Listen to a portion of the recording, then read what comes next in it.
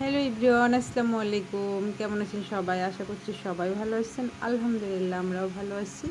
তো আজকে একদম অন্যরকম একটি ব্লগ ভিডিও নিয়ে চলে আসলাম। তো লাবিবা আজকে অনেক সুন্দর করে একটি রেডি শাড়ি পরেছিল এবং ও অনেক এনজয় করতেছিল, কারণ শাড়ি পরতেও অনেক বেশি ভালোবাসে বরাবরই, যার কারণে আমার অনেকগুলো থ্রি পিসের ওড়না ওকে পরানো শেষ।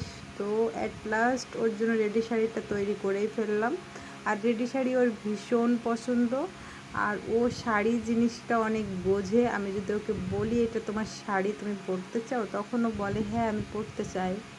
আর সব কিছুতে ওর অনেক বেশি ইন্টারেস্ট। আমি যদি একবার থেকে দুইবার ওকে বুঝিয়ে বলি কোনো কিছু, তো সেই বিষয়টা নিয়ে অনেক অনেক বেশি মনোযোগ দিয়ে শুনে ও রাজি হয়ে যায়। আর ঠিক তখনই আমি বুদ্ধিটা খাটিয়ে ওকে রেডি করে ফেলি। আর এই যে একটা লাল টুকটুকে ছোট্ট বউ, তো সবাই ওকে ওর জন্য দোয়া করবেন, ও যেন অনেক ভালো থাকে, অনেক সুস্থ থাকে, সব সময় এভাবে হাসি খুশি থাকতে পারে। তো ওকে আমি রেডি করে যখন অনেকগুলো ছবি উঠালাম বাসার ভিতরে, তো ওই সময় ও বলল আমি মাঠে যেতে চাই।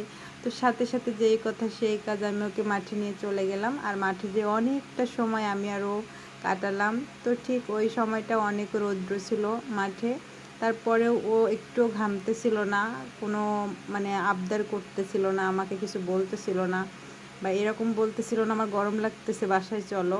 ও শুধু রাগ করতেছিল, ওর ডলটা নিয়ে গেছিলো, ডলটার উপরে অনেক রাগ করতেছিল, বলতেছিল আম্মু ও একদমই আমার কথা শোনে না, ও খুবই পচা, ওকে এখন বাড়ি থেকে বের করে দাও। তো আমি বলছিলাম আচ্ছা ঠিক আছে, তুমি ওকে এত বকাবকি করো না, তখন ও কান্না করবে। তো ও বারবারই ওর উপরে রাগ করে চলে যাচ্ছিলো, এদিকে ওইদিকে আবার ফিরে ফিরে যাচ্ছিলো, অনেক মজা করতেছিল। আর এগুলো আমি সব সময় অনেক বেশি এনজয় করি। আর আমার বাচ্চাটা যখন দেখি যে অনেক অনেক খুশি, তখন আমারও খুশি লাগে, আমার অনেক ভালো লাগে এগুলো দেখলে। তো মাঠের ভিতরে অনেক মানে ফাঁকা ফাঁকা একটা পরিবেশ ছিল, নিরিবিলি। তো সুন্দর একটা সময় পার করলাম মা মেয়ে। তো এরপরে ওর হঠাৎ হঠাৎ রাগ হচ্ছিল, হঠাৎ হঠাৎ রিয়াকশান করতেছিল, বিভিন্ন রকম চিন্তাধারা ওর মাথাতে সব সময় ঘুরে বেড়ায়।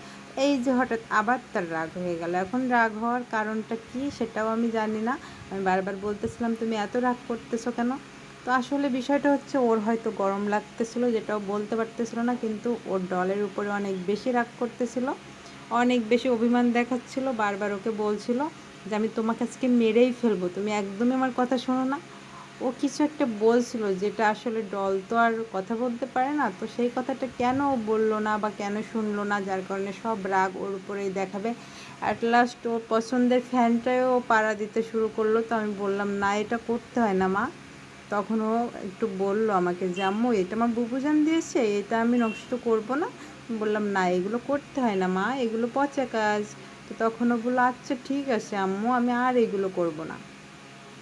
তো এই যে মাঠের ভিতরে আজকে শাড়ি পরেও অনেক ঘোরাঘুরি করলো, অনেক সময় পার করলো, কিন্তু কোনোভাবেই ও বিরক্তি বোধ করলো না, আমাকে কোনোভাবে বললো না যে আম্মু আমার ভালো লাগছে না বা তুমি বাসায় চলো, এরকম কোনো কথাই বলিনি।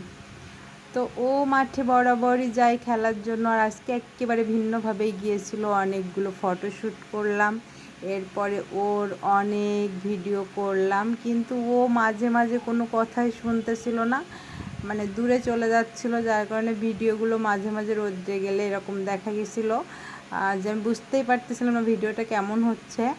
তো ও বলতেছিল আমি রোদ্রেই দাঁড়াবো, আমার কোনো সমস্যা নেই, তুমি কিছুই বলবা না মাম্মি আমাকে। তো আমি বললাম আচ্ছা ঠিক আছে, তোমাকে আমি কিছুই বলবো না, তুমি তোমার মতো ঘুরে বেড়াও, আমি তোমাকে ভিডিও করতেছি। তো বাচ্চাদের ছবি তোলা যে কত কষ্ট, কত কষ্ট, আর এই কথা তো শুধু তারাই জানবে যে মায়েরা তার বাচ্চাদের ছবি ওঠাতে যায়। আর একটা ভিডিও করা তো আরও বেশি প্যারা, যেটা আসলে বলে বোঝানো যাবে না।